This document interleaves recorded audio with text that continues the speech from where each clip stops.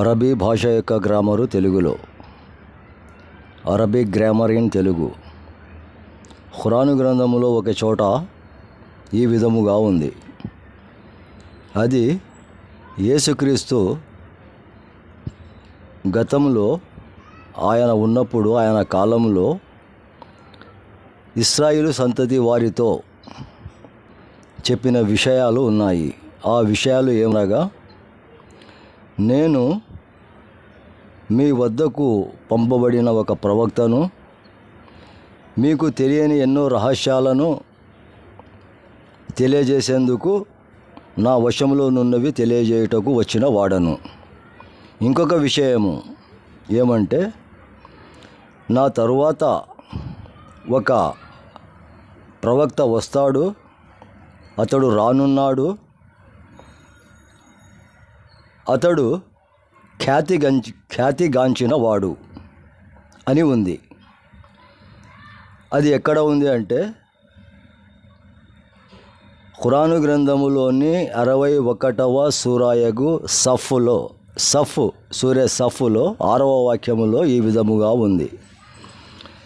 Wise ఖాలా ఈసబ్ను యమ, అప్పుడు ఈసబ్ను మర్యమ కుమారుడగు ఈసా అన్నాడు, యాబని ఇస్రాయిలా, ఓ ఇస్రాయిలు సంతతి వారలారా, ఇన్నీ రసూలుల్లాహి, నేను దేవుని ప్రవక్తను, ఇలైకుం, మీ తరపు పంపబడిన ప్రవక్తను, ముసద్దిఖల్ లిమా బైన యదయ్య, అంటే నా వశములో ఏవైతే ఉన్నాయో నాకు తెలిసిన వాస్తవాలు, మినత్ తౌరాతి, అంటే మీకు తెలియనివి నాకు తెలిసినవి, నా వశములోనున్న వాటిని ముసద్దిఖల్ అంటే తెలియజేయువాడను, తెలియజేయుటకు నేను మీ వైపుకు పంపబడిన వాడను అని ఈ వాక్యంలో చెప్పబడింది. తరువాత ఈ మాట చెప్పిందే కాక మళ్ళీ ఇంకొక మాట చెప్పినాడు. ఏమని? ఓ ముబషిరన్ బి రసూలిన్ యాతి, ఇంకొక శుభవార్త మీకు తెలియజేయుచున్నాను, ఒక ప్రవక్త రానున్నాడు.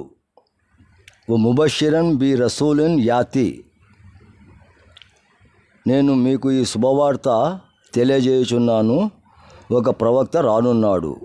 మింబాది ఇస్ముహు అహ్మదు, నా తరువాత ఒక ఖ్యాతిగాంచిన వాడు, అహ్మదు అంటే ఖ్యాతిగాంచిన వాడు, అంటే ఒక మంచి ప్రవక్త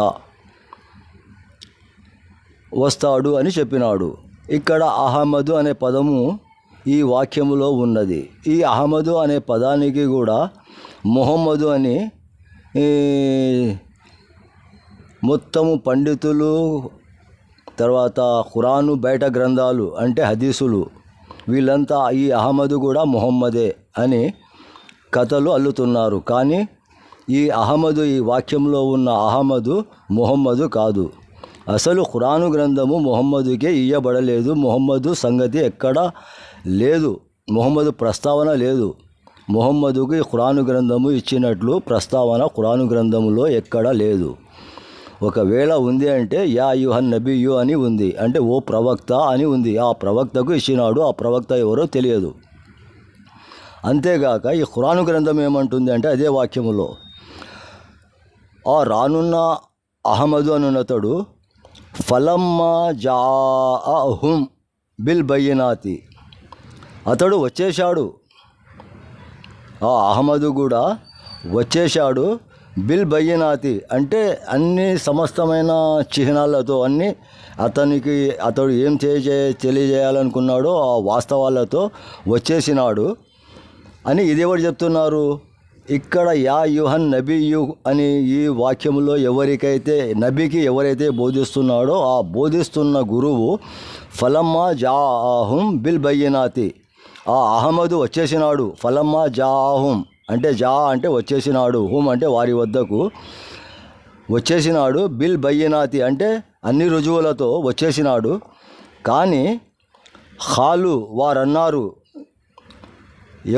ఎందుకన్నారు? అహ్మద్ వచ్చినప్పుడు ఆయన చెప్పేటప్పుడు ఆ చెప్పిన మాటలను విన్న వాళ్ళు ఏమన్నారు? ఖాలు అంటే వారన్నారు, హాజా సిహ్రు ముబీన్ అని ఖురాన్ అంటుంది. ఇది ఆ అహ్మద్ తర్వాత అహ్మద్ అనే ఆయన వచ్చినాడు, ఆయనకు చెప్పేసి ఆయన చెప్పేదేమో చెప్పేసినాడు. కానీ విన్నవారు ఏమన్నారంటే ఖాలు హాజా సిహ్రు ముబీన్, ఇది అన్ని కట్టుకథలు, అంత మాయమాటలు, అంత కల్పిత మాటలు అని వాళ్ళు చెప్పేసినారు అని ఖురాన్ చెప్తుంది. ఏమని చెప్తుంది? అహ్మద్ వచ్చినాడు, ఆయన చెప్పినాడు, చెప్తే వాళ్ళు విన్నవారు ఏమన్నారు? ఖాలు వారన్నారు, హాజా సిహ్రు ముబీన్, ఇవన్నీ మంత్రజాల మాటలే, ఇవన్నీ మాయమంత్రాల మాటలు అని ఖురాన్ చెబుతుంది. అంటే ఈ ముహమ్మదు అనే కాదు, ఈ అహ్మద్ అనే వ్యక్తి కూడా పూర్వమే వచ్చినాడు. కాబట్టి ఆ అహ్మద్ గురించి ఈ యా అయ్యుహన్ నబియు అనే ఈ వాక్యములో ఈ నబీకి ఎవరైతే చెప్తున్నాడో ఆ వ్యక్తి నబీకి తెలియజేస్తున్నాడు. అంతేగాని ఖురాను మొత్తములో ముహమ్మదుకు ఎక్కడ ఈ ఖురాను గ్రంథము ఇయ్యబడలేదు. ఒకవేళ ఏమైనా ఉన్నాయా రుజువులు అంటే యా అయ్యుహన్ నబీయుకు దొరుకుతాయి, కానీ యా ముహమ్మదుకు యాడ దొరకదు. ఈ ముహమ్మదు కూడా బనీ ఇస్మాయిల్ అంటే ఇస్మాయిలు సంతతి వాడని చెబుతారు పండితులు. కానీ ఆ ఇస్మాయిలు సంతతికి చెందిన వాడు ఈ ముహమ్మదు అనే ప్రవక్త అని కూడా ఎక్కడ రుజువులు లేవు. ముహమ్మదుకు కానీ ఇస్మాయిలు సంతతి కానీ ఖురాను గ్రంథములో ఎక్కడ లేదు. మరి ఇంతమంది ఎందుకు ఈ విధముగా ముహమ్మద్ అనుకుంటున్నారంటే హదీసుల కథనాలు ఇవన్నీ. ఆ హదీసులు ఖురానుకు సంబంధించినవి కావు. హదీసులకు సంబంధం లేదు. ఖురాన్ ఏమంటుంది క్లియర్గా, ఈ పుస్తకము సంపూర్ణము, ఇందులో సమస్త విషయాలు ఉన్నాయి, ఎటువంటివి మీకు అభ్యంతరాలు లేకుండా మొత్తం క్లియర్ కట్గా వివరింపబడింది ఖురాను అని అంటుంది. అటువంటప్పుడు ఈ హదీసులకు అంత వాల్యూ లేదు. ఈ ఖురాను తప్పనిచ్చి వేరే మాటలు, వేరే హదీసులు, వేరే గ్రంథాలు వారు చెప్పినారు వీరు చెప్పినారు, అవన్నీ ఈ ఖురానుకు సంబంధించినవి కావు. ఈ ఖురాను సంపూర్ణమైనది, నేను మొత్తం సంపూర్ణం చేసినాను. దీని తర్వాత మీకు వేరే ఏ విషయాలు కూడా ఎవరు చెప్పినా కానీ ఏ గ్రంథాల్లోటివి కానీ మీరు తీసుకునే అవసరము లేదు అని క్లియర్ కట్గా అది అల్యోమ అక్మల్తు లకుం దీనకుం ఇస్లామా అనే ఒక వాక్యంలో ఖురాన్ గ్రంథంలోనే ఉంది. అది ఎక్కడున్నా తర్వాత వివరిస్తా. కానీ ఖురాన్ చెప్తుంది క్లియర్గా దీని తర్వాత వేరే పుస్తకాలు యావీ లేవు అని.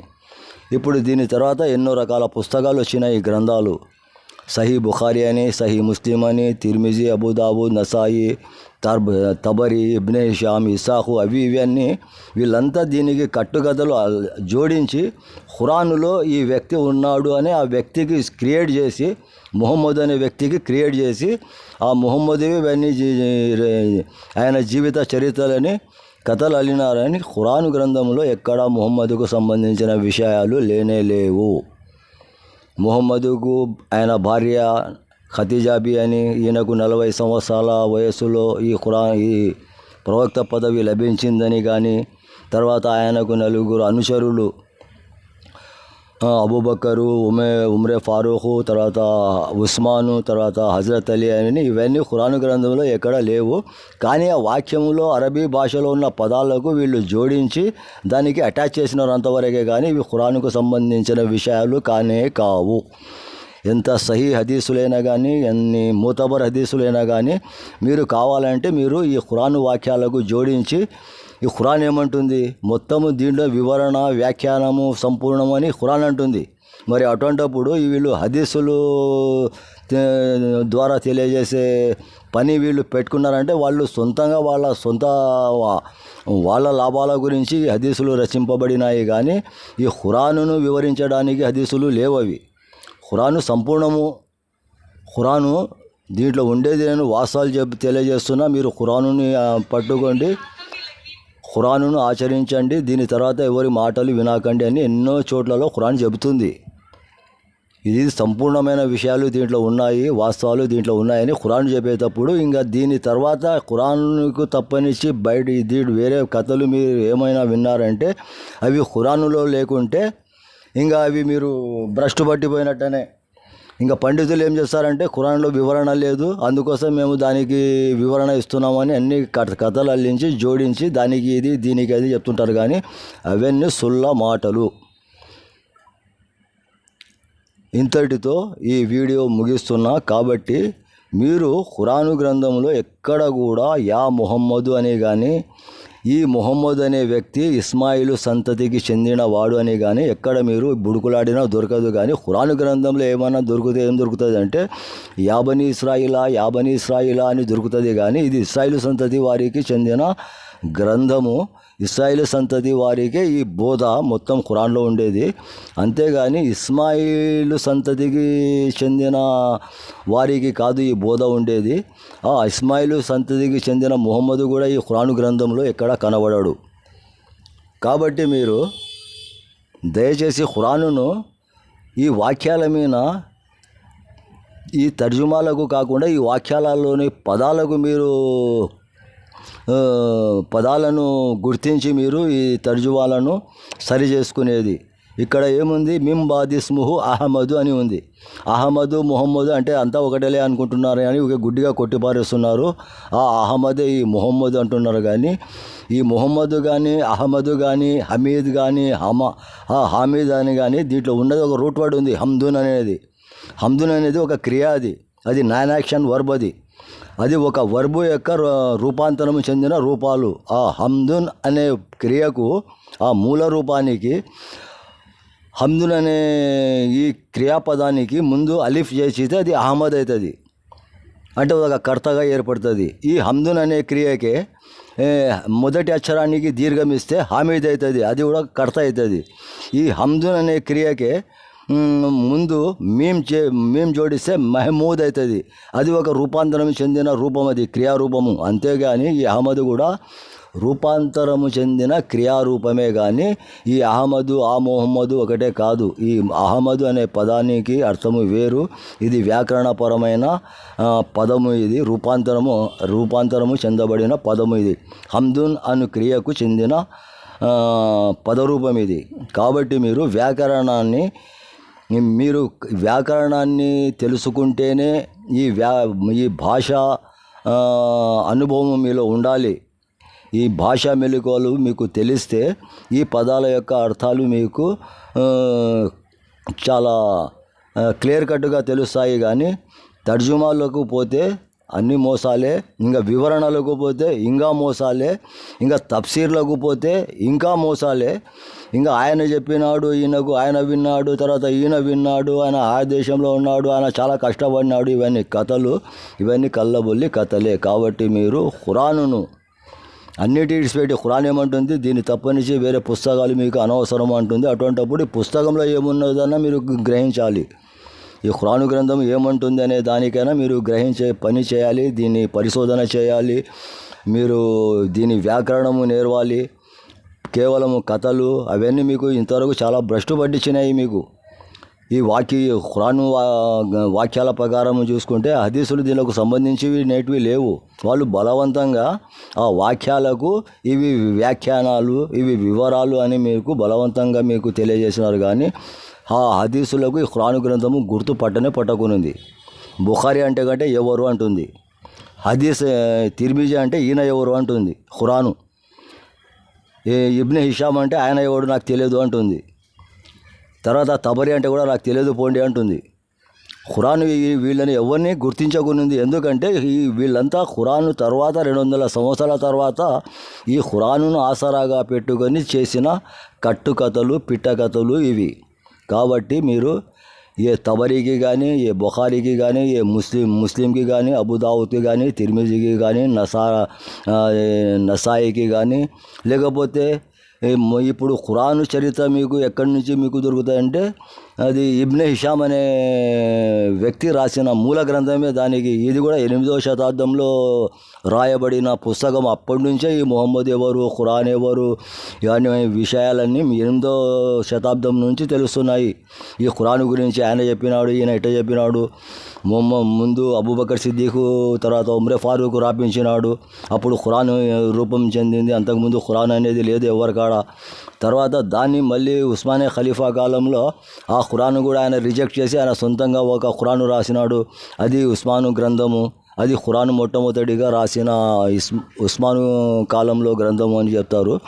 తర్వాత ఉస్మాను కాలంలో ఉన్న గ్రంథం కూడా ఇప్పుడు లేదు. ఇప్పుడున్న మన కాడ ఉన్న ఈ గ్రంథము ఇది 1924 సంవత్సరంలో ఇవన్నీ ఒక కట్టుకథలన్నీ వేరు చేసి రూపొందించిన పుస్తకం ఇప్పుడు మన కాడ ఉండేది. ఇది ఒక్కటే మొత్తం ప్రపంచంలో ఉంది అనుకుంటున్నాం. కానీ 50 రకాల పుస్తకాలు ఉన్నాయి ఖురాన్ గ్రంథాలు. ఒక్కొక్క దాంట్లో ఒక్కొక్క వాక్యము తారుమారులు ఉన్నాయి. ఒక వాక్యంలో ఒక పదం ఉంటే ఇంకో ఖురాన్లో ఇంకో రకమైన పదం ఉంది. ఇక్కడ కబీర్ ఉంటే అక్కడ సమీర్ అని ఉంటుంది, అక్కడ నసీర్ అని ఉంటే ఇక్కడ బషీర్ అని ఉంటుంది. ఆ రకమైన ఎన్నో దీంట్లో లొసుగులు ఉన్నాయి.